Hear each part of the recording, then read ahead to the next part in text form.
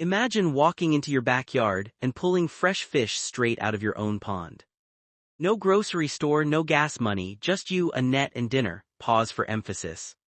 Fish farming in a backyard pond isn't some far-off dream, it's one of the most overlooked ways to build real food security right at home. Today, you're getting the full breakdown.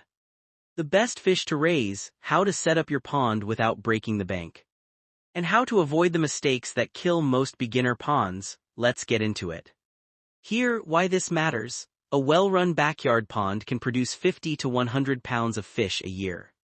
From a space smaller than a two-car garage, that's real protein grown for pennies on the dollar. Compared to store prices, you control the water, you control the feed. No antibiotics, no mystery farming practices, and honestly, there's something deeply satisfying about being self-sufficient. Smile.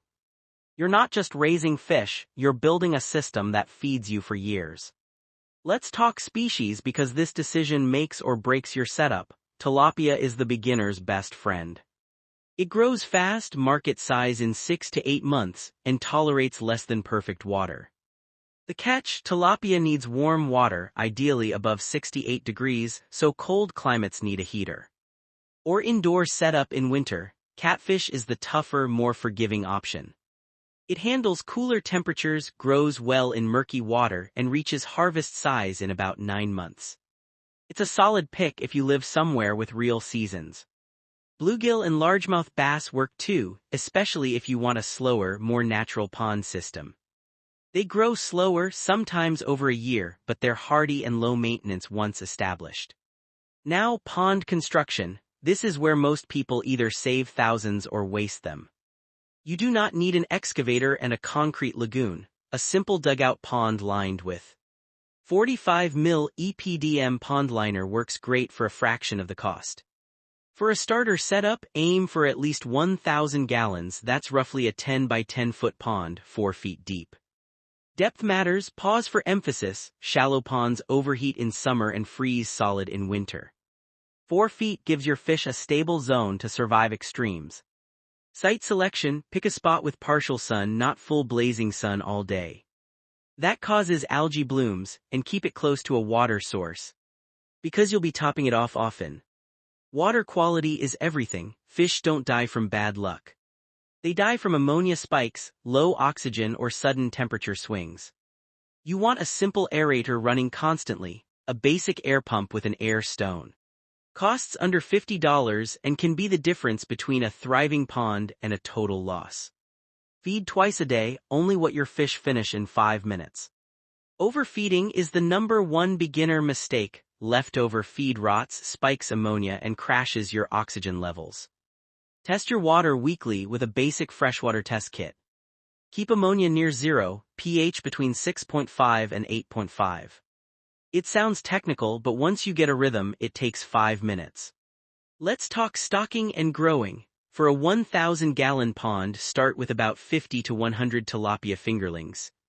Or fewer if you're going with catfish since they grow bigger. Don't overcrowd. Density kills more backyard ponds than disease does.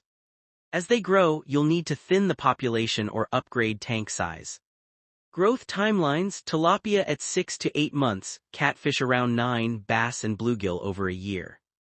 Harvest is simple: net them out, or for larger setups, drain partially into a holding container. Picture that moment, pulling out fish you raised from fingerlings. Ready for the grill. Smile, that's the payoff. Now, real talk: challenges. Predators are a big one. Raccoons, herons, and even neighborhood cats will raid an open pond. A simple net cover solves most of this. Power outages can kill your aeration. A battery backup air pump is cheap insurance. And winter kill is real in cold climates, if you're not heating the water. Consider bringing fish indoors in tanks during the coldest months, or switch species to something cold hardy like catfish. None of these problems are deal breakers, they're just things you plan for. Every experienced backyard fish farmer has lost a batch once. It's part of the learning curve, not a reason to quit. So here's the bottom line: backyard fish farming isn't complicated, it's just consistent. Right water, right feed, right species for your climate, and you're set up for real sustainable protein production for years to come. Start small. One pond, one species, and build your confidence from there. Drop a comment below telling me what fish you're planning to raise or what part of your setup you're stuck on. If this helped you, hit like and subscribe. There's a lot more practical farming content coming your way. Now go build that pond.